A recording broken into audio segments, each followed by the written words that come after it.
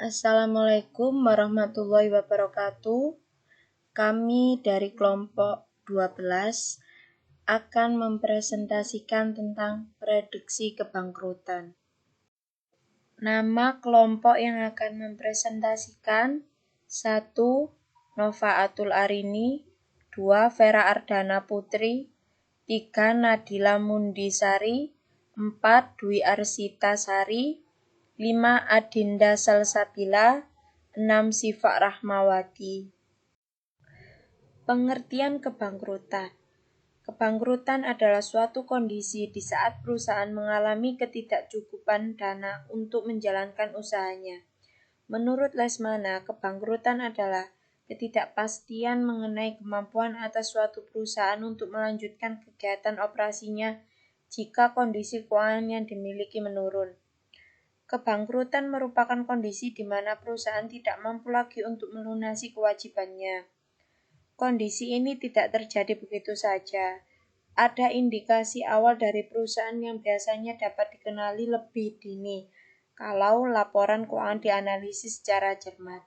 Rasio keuangan dapat digunakan sebagai indikasi adanya kebangkrutan perusahaan. Menurut Undang-Undang Nomor 4 Tahun 1998 tentang Kepailitan, menyatakan bahwa kebangkrutan sebagai suatu situasi yang dinyatakan pailit oleh keputusan pengadilan. Kebangkrutan sebagai suatu kegagalan yang terjadi pada sebuah perusahaan dapat diartikan sebagai berikut. 1. Kegagalan ekonomi, yaitu kondisi perusahaan kehilangan uang atau pendapatan tidak mampu menutupi biayanya, yang berarti labanya lebih kecil dari biaya modal atau nilai sekarang arus kas lebih kecil dari kewajibannya. 2. Kegagalan keuangan, yaitu kondisi perusahaan di mana kesulitan dana baik dalam arti dana dalam pengertian kas atau dalam pengertian modal kerja. Faktor penyebab kebangkrutan. Menurut Sartono 1994, ada 3 faktor penyebab kebangkrutan atau kegagalan perusahaan, yaitu 1. Perusahaan yang menghadapi technically insolvent. Jika perusahaan tidak dapat memenuhi kewajibannya yang segera jatuh tempo, tetapi aset perusahaan nilainya lebih tinggi daripada hutangnya. 2. Perusahaan yang menghadapi legally insolvent. Jika nilai aset perusahaan lebih rendah daripada nilai utang perusahaan. 3. Perusahaan yang menghadapi kebangkrutan, yaitu jika tidak dapat membayar utangnya dan oleh pengadilan dinyatakan pailit. Secara umum, faktor-faktor penyebab kebangkrutan dijelaskan sebagai berikut. 1. Faktor ekonomi, gejala inflasi dan deflasi dalam harga barang dan jasa, kebijakan keuangan, suku bunga dan devaluasi dalam hubungannya dengan uang asing serta neraca pembayaran. 2. Faktor sosial, sangat berpengaruh terhadap kebangkrutan, cenderung pada perubahan gaya hidup masyarakat yang mempengaruhi permintaan terhadap produk dan jasa. 3. Faktor teknologi. Penggunaan teknologi informasi juga menyebabkan biaya yang ditanggung perusahaan membengkak, terutama untuk pemeliharaan dan implementasi yang tidak terencana. 4. Faktor pemerintah. Kebijakan pemerintah terhadap pencabutan subsidi, pengenaan tarif ekspor dan impor barang yang berubah, kebijakan undang-undang baru bagi perbankan atau tenaga kerja, dan lain-lain. 5. Faktor pelanggan. Perusahaan harus mengidentifikasi sifat konsumen untuk menghindari kehilangan konsumen, juga untuk menciptakan peluang. 6. Faktor pemasok. Perusahaan dan pemasok harus tetap bekerja sama dengan baik karena kekuatan pemasok untuk menaikkan harga dan mengurangi keuntungan pembelinya. 6. Faktor pesaing. Perusahaan juga jangan melupakan persaingan karena kalau produk pesaing lebih diterima di masyarakat. Tanda atau indikator kebangkrutan. Kebangkrutan yang akan terjadi pada perusahaan dapat diprediksi dengan melihat beberapa indikator-indikator, yaitu 1. Analisis aliran kas untuk saat ini atau masa mendatang. 2. Analisis strategi perusahaan, yaitu analisis yang pada persaingan yang dihadapi oleh perusahaan. 3. Struktur biaya relatif terhadap pesaingnya. 4. Kualitas manajemen. 5. Kemampuan manajemen dalam mengendalikan biaya. Upaya dalam menghadapi kebangkrutan dalam suatu perusahaan, yaitu kita harus mampu belajar mengatur keuangan. Kemudian, hindarilah hutang.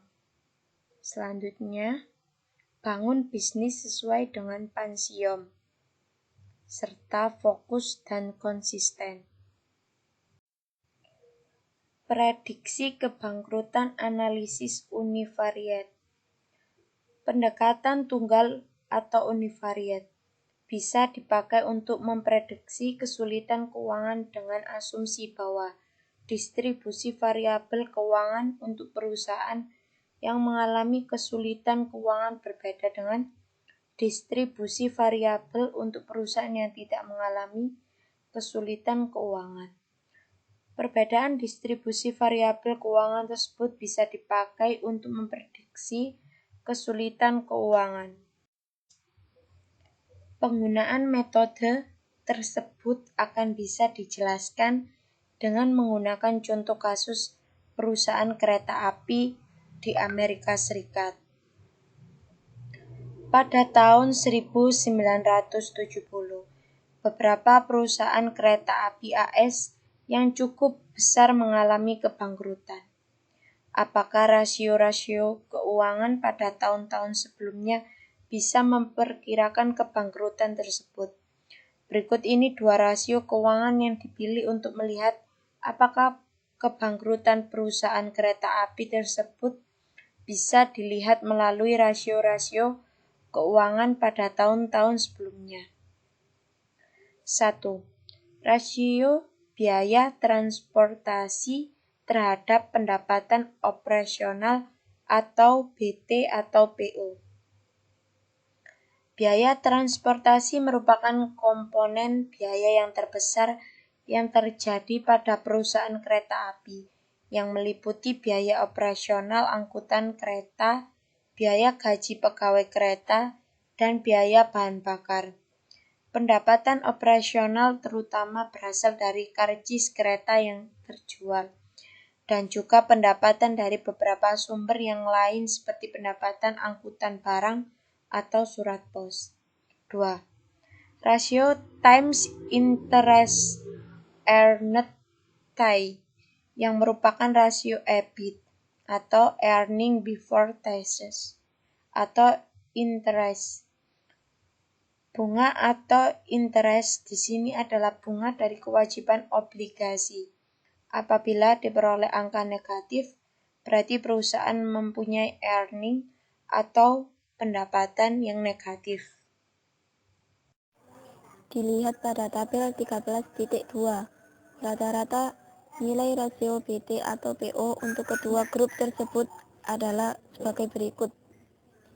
Tidak bangkrut 0,473 dan yang bangkrutnya 0,356. Kelompok perusahaan yang bangkrut mengeluarkan biaya operasional transportasi pada setiap 1 unit pendapatan operasional yang lebih besar dibandingkan dengan kelompok yang tidak bangkrut.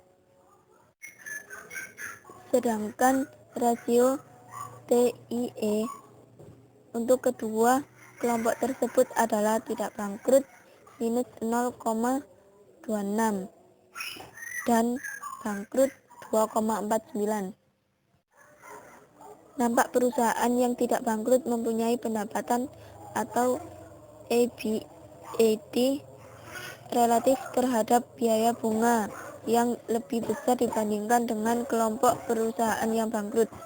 Perbedaan rasio-rasio BT atau PO dan TIE antara perusahaan bangkrut dan tidak bangkrut cukup besar, dan tes statistik T-Student juga menunjukkan adanya perbedaan yang signifikan pada derajat signifikan, yaitu 5%. Apakah rasio-rasio tersebut bisa dipakai untuk memprediksi kebangkrutan? Untuk menjawab pertanyaan tersebut, berikut langkah-langkah untuk menganalisis kemampuan prediksi rasio-rasio tersebut. Yang pertama perlu diaktifkan adalah menentukan titik cut-off atau pembatas yang bisa dipakai untuk menentukan batas perusahaan yang bangkrut dan yang tidak bangkrut. Ranking perusahaan berdasarkan rasio-rasio dapat dilihat pada tabel berikut ini, yaitu pada tabel 13.3. Di situ ada ranking perusahaan berdasarkan rasio BT atau PO dan TIE. Titik cut-off dihitung dengan cara mencari titik tengah antara dua rasio yang berurutan.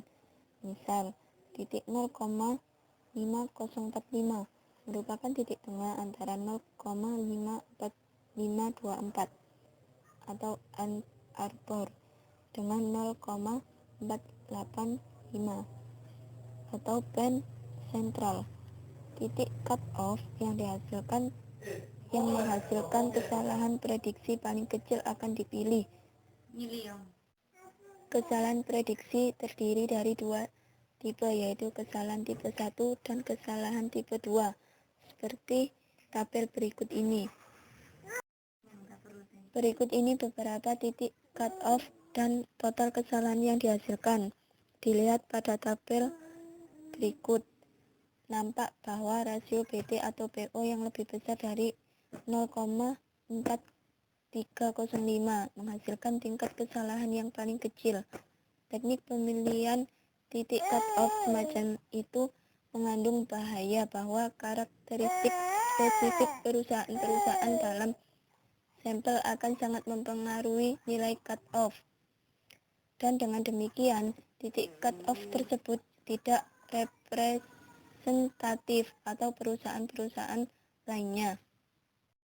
Untuk menghindari kemungkinan semacam tersebut, akurasi titik cut-off bisa diuji dengan menggunakan perusahaan-perusahaan di luar sampel atau uji validasi. Pengujian kemampuan prediksi model univariate tersebut dengan menggunakan sampel perusahaan pada tahun 2000x5 bisa dilihat pada tabel 13.4. Prediksi kebangkrutan pada tahun 2000x5. Jika beberapa variabel dipakai untuk memprediksi, ada kemungkinan hasil yang saling bertentangan akan diperoleh. Untuk mengatasi kelemahan semacam itu, metode prediksi multivariate bisa digunakan. Contohnya, metode tersebut adalah model diskriminan untuk memprediksi kebangkrutan. Dilihat pada tabel 13.5. Misklasifikasi prediksi dengan beberapa variabel. Dapat dilihat ya. Dari tabel di atas dapat dilihat ada beberapa rasio seperti aliran kas atau total utang dan aset bersih atau total aset pada tahun ke-1 menuju tahun kedua. Mempunyai prediksi yang paling baik sebelum tahun-tahun berikutnya yang mengalami kebangkrutan. Dan pada tabel 13.6 ada nilai rata-rata variabel prediksi kebangkrutan, yaitu menyajikan kemampuan prediksi rasio keuangan dengan nilai rata-rata rasio-rasio tersebut dan persentase klasifikasi yang benar dengan menggunakan model diskriminan variabel tunggal.